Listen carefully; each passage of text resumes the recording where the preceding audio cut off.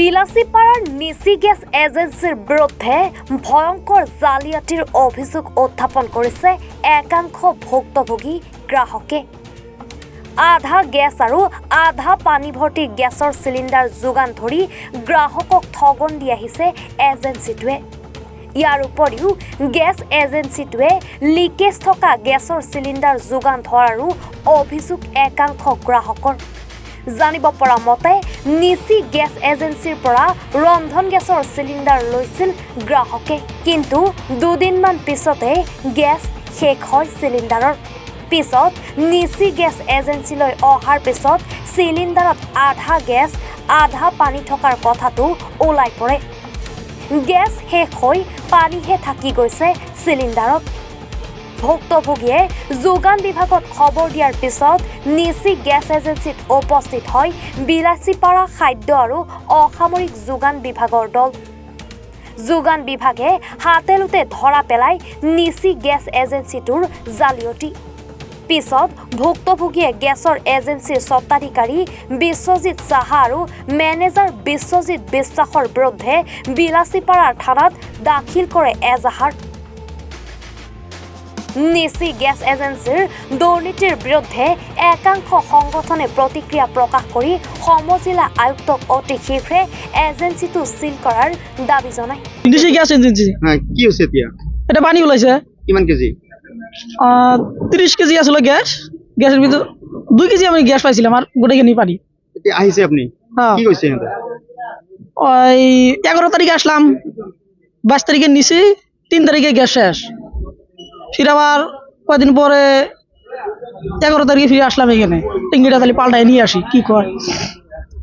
আসলাম, ট্যাঙ্কি একটা দিল, কয় 2 কেজি ওজনের ট্যাঙ্কি দিল একটা, কয়টা নিয়ে চলাও, ফির এটা শেষ হবো, ফির আর একটা নিয়ে যাবা। এতিয়া আহি আকৌ আজি আহিছে? আগেও আইছি। আহি এতিয়া আজি কি কৈছে? আজকে ট্যাঙ্কি চাই ট্যাঙ্কি দেয় না, ওইরকমই কয় যে 2 কেজি 3 কেজি থাকে একটা নিয়ে যাও। আজকে ওই কথাই মানে আপনার যিখিনি গ্যাস কম আছিল সেইখিনি 2 কেজি 2 কেজি ইহঁতেও শোধ কৰিব? হ্যাঁ হ্যাঁ শোধ করিব। হ্যাঁ, এতিয়া আপনি কি কব, কি জনাবো? তাহলে আমার ট্যাঙ্কি লাগে এখন। কি করে কর্মচারী? আপনার কোন কোন গ্যাস এজেন্সির কর্মচারী? নিশি গ্যাস এজেন্সি। হ্যাঁ, নিশি গ্যাস এজেন্সি। ম্যাক্সিমাম গ্যাসত মানে গ্যাসৰ পৰিৱৰ্তে পানী ওলাই আছে। 100টাৰ ভিতৰত হয়তো ওলাব পাৰে এটা, কিন্তু গাড়ীত আছে, শুনক, গাড়ীত আহে চিলিণ্ডাৰ, গাড়ীৰ চিলিণ্ডাৰৰ ভিতৰত কি আছে নাই, গেছ আছে নে পানী আছে আমি নাজানো।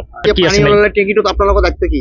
আমাৰ দায়িত্ব এটাই, কাষ্টমাৰৰ যাতে লছ নহয় আৰু এজেন্সিৰো যাতে লছ নহয়। যদি পানী ওলাইছে তেতিয়াহ'লে আমি পানীৰ বদলি গেছ দিম, কিন্তু একেবাৰে ভৰ্তি চিলিণ্ডাৰ দিব নোৱাৰিম। 3 কেজি হোক, 2 কেজি হোক, যি হোক, 5 কেজি হোক, এনেকৈ দিম। আচ্ছা, পানীখিনি যে থাকে গ্যাসৰ টেংকিত, ক'ৰ পৰা বস্তুটো এনেকৈ হৈ আছে? এইটো ইণ্ডিয়ান অইলৰ পৰা, প্লান্টৰ পৰা হ'ব পাৰে। নাই আমি আৰে দুটাহে ওলাইছে, এতিয়া যদি গোটেই চিলিণ্ডাৰ পানী ওলায় তেতিয়াহ'লে কমপ্লেইন দিব লাগিব। সঁচাক অতি দুৰ্ভাগ্য আৰু আমাৰ বাবে হতাশাজনক খবৰ যে আচলতে যি সময়ত গ্ৰাহকসকলে 1000 টকা দি গেছ কিনি ইয়াত আহে যে গেছ ল'বলৈ, সেই সময়ত নিশি গেছ এজেন্সিয়ে কি কৰিছে, গ্ৰাহকৰ গেছৰ পিছত গেছ লৈ যোৱাৰ পিছত যেতিয়া ঘৰত গম পালে যে পানী আচলতে আছে গেছটোত, তেতিয়া ইয়াত ঘূৰাই দিব আহিলে। কিন্তু এই নিশি গেছ এজেন্সিয়ে এটা উদ্ভুত যুক্তি দিলে যে দৰাচলতে ইহঁতে কি কৰিলে যে নহয় আমি লিকেজটো ফুলফিল নাপাব, আপোনালোকে আগতে ইউজ কৰা এটা গেছৰ টেংকি চিলিণ্ডাৰটো তেওঁলোকে কি কৰিলে 2 কেজি 1 কেজি আছে তেওঁলোকে সেইটো গ্ৰাহকক উভতাই দিলে, যিটো নিয়মৰ বাহিৰত। আৰু তেওঁলোকে জনালে যে এনেকৈ তুমি 3 বা 4 বাৰ আহিবা, আমি তোমালোকক পৰিশোধ কৰি দিম 14 কেজি। এইটো এটা কোনো ধৰণৰ নিয়মত নাই। তো আমি আজি এই ইয়াৰ পৰাই এটা দাবী উত্থাপন কৰিছোঁ, অতি শীঘ্ৰে নিশি গেছ এজেন্সি বন্ধ কৰিব লাগিব। আমাৰ স্পষ্ট কথা, আৰু ছাত্ৰ মুক্তি সংগ্ৰাম সমিতিয়ে আজি স্পষ্টকৈ কৈছে নিশি গেছ এজেন্সি বন্ধ কৰিব লাগিব, আৰু প্ৰশাসনক দাবী উত্থাপন কৰিছোঁ ইয়াৰ বিৰুদ্ধে এটা কঠোৰ ব্যৱস্থা গ্ৰহণ কৰিব লাগিব। আজি যোগান বিভাগ আহিছে, সিহঁতে নিজে হাতে লতে ধৰিছে। হয়, যোগান বিভাগেও ইহঁতক প্ৰশ্ন কৰি আছিল যে কেনেকৈ দিব, এইটো নিয়ম বিহৰ্বিত, কিন্তু তেওঁলোকে উত্তৰ দিব পৰা নাই। আচলতে যেতিয়া যোগান বিভাগ নাছিল তেতিয়া কিন্তু আমাক বহু ধৰণৰ আবুৱা ভৰা মন্তব্য দিছিল তেওঁলোকে। তো আজি ইহঁতে হাতলোতে ধৰা পৰিছে, আৰু আমি যোগান বিভাগক আহ্বান জনাম যে ইহঁতৰ বিৰুদ্ধে এটা কঠোৰ দৃষ্টান্তমূলক শাস্তিমূলক ব্যৱস্থা গ্ৰহণ কৰিব লাগে। বিলাসীপাড়াৰ পৰা আফৰোজুল ইছলামৰ ৰিপৰ্ট, এনি ভাৰত 24।